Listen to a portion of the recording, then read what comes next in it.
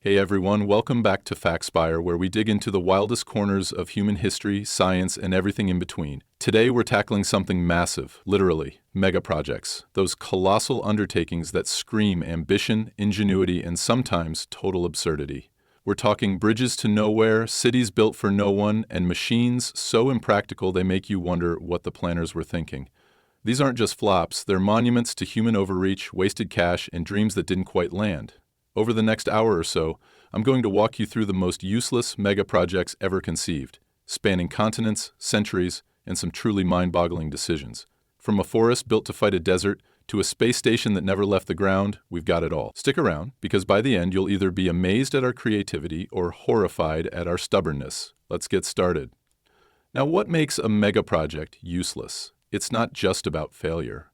Some of these worked, technically, but served no real purpose. Others were abandoned halfway, leaving behind skeletons of steel and concrete as reminders of what could have been. We'll cover science gone wrong, historical head-scratchers, nature's revenge, space-age flops, tech that tanked, and even the psychology of why we keep building these things. Each one's got a story packed with facts you won't believe and lessons we still haven't learned. First up, let's head to the deserts of China, where billions were spent trying to punch nature in the face. And nature punched back harder. Let's kick things off with a project that sounds noble on paper.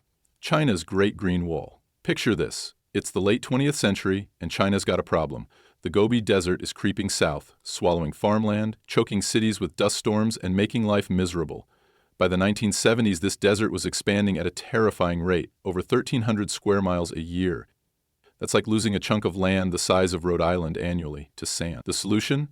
Plant a wall of trees, a massive, living barrier to stop the dunes in their tracks. They called it the 3 North Shelter Belt Program, launched in 1978, with a goal to stretch over 2,700 miles across northern China. The plan was to finish by 2050, turning barren waste into a lush green shield. Sounds epic, right? And it was. The scale alone is jaw-dropping. Over 4 decades, China planted more than 66 billion trees, enough to circle the Earth's equator 300 times if you lined them up. By 2018, forest cover in the region jumped from 5% to 13%. On paper, that's a win. Billions of dollars poured in, estimates peg it at over 100 billion in today's money, plus millions of workers, countless hours, and a national push that rivaled wartime mobilization. So why is it on our list of useless megaprojects? Because nature didn't get the memo. Here's the kicker. The desert didn't stop. Studies from 2015 showed the Gobi's expansion slowed in some spots, sure, but it's still growing overall, by about 900 square miles a year now. Those trees? A lot of them died. Turns out planting a forest in a desert isn't as simple as digging holes and dropping seeds. The region's brutal scorching summers, freezing winters, and barely any water. Scientists found that up to 85% of the trees planted in the early years didn't survive past 5 years. Why? Wrong species, for one. Poplars and pines were spammed across the landscape. Fast-growing, sure, but thirsty. They sucked up what little groundwater there was, leaving the soil drier than before. In some areas, the water table dropped by 10 feet, making it harder for anything to grow. Then there's the sand. Dust storms didn't just politely stop at the tree line. They buried saplings, ripped others out, and kept rolling.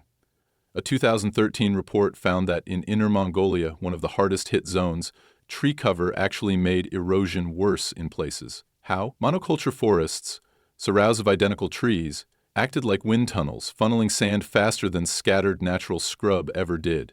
Farmers nearby started calling it the Green Wall of Death because it wrecked their fields without delivering the promised protection.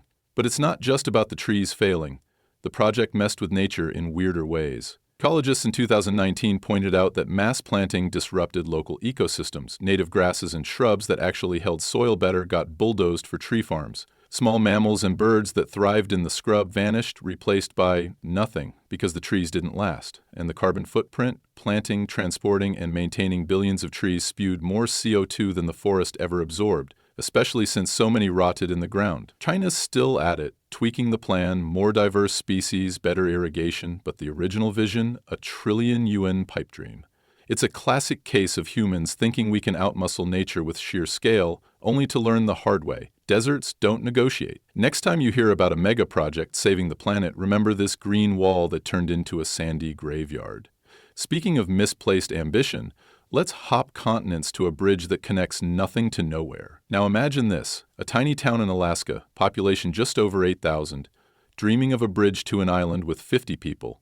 That's Ketchikan, where in the early 21st century, folks decided they needed a $200 million link to Gravina Island. The idea was pitched in 1999, a towering structure taller than the Brooklyn Bridge, stretching 300 feet above the water to let ships pass underneath. Why? To replace a ferry that already worked fine, shuttling folks back and forth in 7 minutes flat for a few bucks. The kicker? Gravina's got an airport, a handful of homes, and not much else. No big industry, no tourist boom waiting to happen, yet somehow this became a federal priority with Congress earmarking funds in 2005. Locals dubbed it the Bridge to Nowhere, and they weren't wrong. The numbers alone make your head spin. That $200 million could have built schools, roads, or, heck, given every Ketchikan resident a fat check.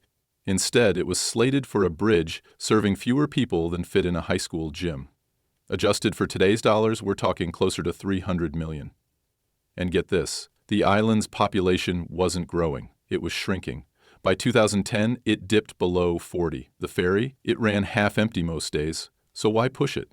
Politics. Alaska's senator at the time, Ted Stevens, was a heavyweight in Washington, famous for funneling cash to his state. This bridge was his pet project, a shiny symbol of progress, even if no one needed it. Public backlash hit hard. When word got out, taxpayers across the country lost it. Headlines screamed about government waste, and comedians had a field day. One senator calculated it'd be cheaper to buy every island resident a private helicopter.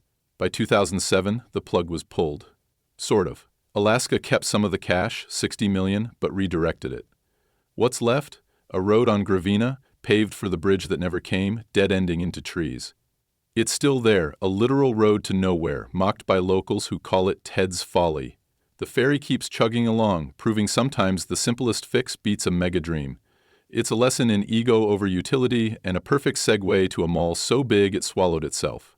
Let's jet to Dongguan, China, where in 2005 they unveiled the new South China Mall, the biggest shopping center on Earth. 7 million square feet, twice the size of Minnesota's Mall of America. It had space for 2,300 stores, a full indoor roller coaster, a canal with gondolas and replicas of global landmarks, an Arc de Triomphe, a Venice Bridge, even a giant Egyptian Sphinx. The vision? A retail paradise drawing millions from across Asia. The reality? A ghost town. Within a year, 99% of it sat empty. Shopless, shopperless, a cavernous shell of fake palm trees and dusty escalators. Why'd it flop? Location, for one. Dongguan's an industrial hub, not a tourist spot. 40 million people live nearby, sure, but most are factory workers, not big spenders. The mall's billionaire backer, Huo Guorong, bet on China's rising middle class, but he built it before they arrived. When it opened, the city had no subway and roads were a mess. Getting there was a trek. Retail experts in 2008 estimated it needed 50,000 daily visitors to break even. It got a few hundred. Photographers loved it, though. Images of abandoned amusement rides and silent food courts went viral, cementing its status as a modern ruin. By 2016, they tried a revamp, new stores, a cinema, but it's still half dead. Cost to build? Over $1.3 billion. Return? A fraction of that. It's a poster child for China's ghost city craze. Build it and they'll come.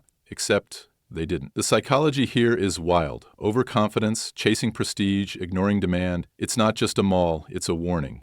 And speaking of prestige, let's blast off to a Soviet space station that never left the launch pad. Picture the 1980s, peak Cold War. The USSR's determined to outdo America in space. They'd already launched Mir, the first modular space station, but they wanted bigger, bolder. A station called Salyut-Soyuz, armed with literal lasers, not sci-fi lasers. These were meant to zap enemy satellites, a military beast orbiting Earth. Plans kicked off in 1984, aiming for a 100-ton structure, twice Mir's size, with docking ports for cosmonauts and automated weapons systems. Cost? Billions of rubles. Some estimate $5 billion in today's dollars.